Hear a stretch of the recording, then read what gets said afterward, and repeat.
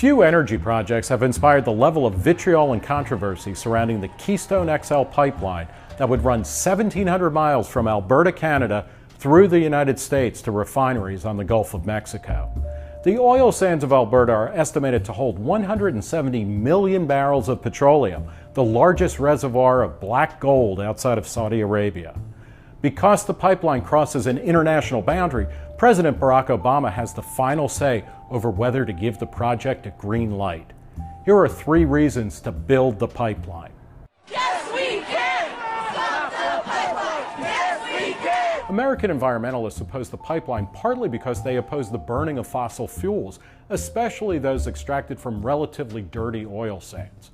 But if America doesn't build the pipeline, that oil is still going to be processed and enter the environment. It'll just get bought by China and other countries looking for cheap and plentiful energy. And TransCanada, the company behind the pipeline, is already working on contingency plans to do just that. Yes, we can! Stop the pipeline! Yes, we can! Opponents say the proposed route dangerously strays over part of the Ogallala Aquifer in Nebraska, which supplies water for 20 million people. The governor of Nebraska has urged President Obama to start building, and TransCanada has agreed to redirect the pipeline to minimize hazards. It's also agreed to encase the pipeline in cement and post a $100 million bond to cover any possible cleanups. Yes, we can!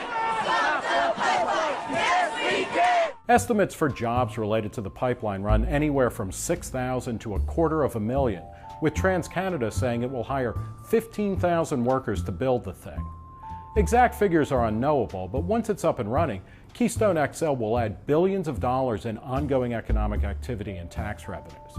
President Obama has the authority to stop the pipeline if he determines that it's not in the national interest. Given the potential upsides of the project, the relative ease with which environmental concerns can be addressed, and the president's own commitment to what he calls an all-of-the-above energy strategy, it's hard to conjure up a strong case against building the Keystone XL pipeline. For Reason TV, I'm Nick Gillespie.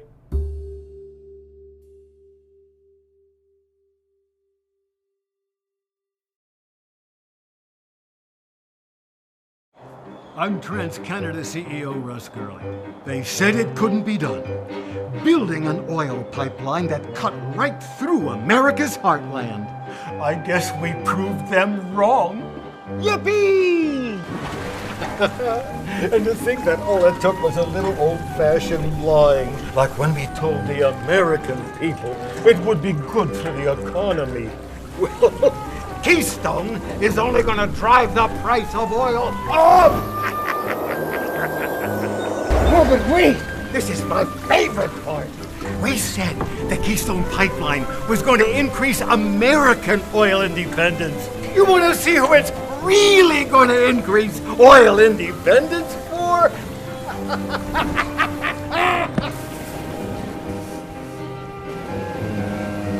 God bless America. Today I'm directing my administration to cut through the red tape, break through the bureaucratic hurdles, and make this project a priority. The decision on whether or not to actually build the proposed Keystone Pipeline is one of the most important economic and environmental choices President Obama faces during the first few months of his second term. Here's what you need to know.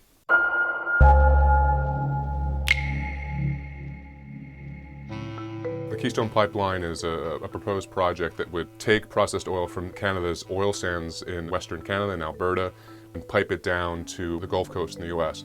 By building the pipeline, you would enable the U.S. to greatly increase the amount of that oil sands crude it would bring into the United States. It would boost North American oil production, probably lower the price of oil as well. There are 3 main reasons really why environmentalists are very much opposed to this project. One is the potential for a spill you'll have with a pipeline of any sort, especially one that in this case will be carrying very heavy unconventional oil that can do more damage to the local land if there is actually a spill. But the much bigger issue really is what this means for the development of the oil sands in Canada. Oil sand oil is much more carbon intensive than conventional crude. That means the whole process of actually getting out of the ground, processing it, burning it, releases a lot more carbon than the equivalent amount of oil from Saudi Arabia, from Texas, for instance. And then third, the actual process locally in Canada of the oil sands can produce a lot of pollution, and there have been concerns about water pollution for downstream native Canadian populations. And so environmentalists worry that if you build a pipeline like this, you're essentially hooking the United States on this unconventional crude oil sands, and therefore you're encouraging Canada to continue developing them. The State Department, which has jurisdiction over this project because it does cross international borders between the US and Canada, is still looking at the project, still coming up with its report. We expect that to be sometime in the spring, maybe March. They'll actually come forward with it, and then of course it'll be up to the President to really say yes or no for this one. Probably one of the most important issues that the world is talking about right now, and certainly important for growth in Canada, is the Keystone pipeline. Talk to us about this. First, a status check. When was the last time you spoke with President Obama about this? Where are you in terms of efforts to win Washington's approval for the build-out? Well, I've been in communication with President Obama very regularly on this, and ultimately the decision rests with the administration. I'll say, Maria, what I've said before. You know, the logic behind this project is simply overwhelming. Economically, in the United States alone, we're talking about some 40,000 jobs over the course of the project, direct, indirect, induced. On the energy security side, we're talking about this being part of a growing possibility of not just Canada but North America as a whole being energy self-sufficient, displacing the need for imports of oil from politically unstable places that are often in political conflict with the United States.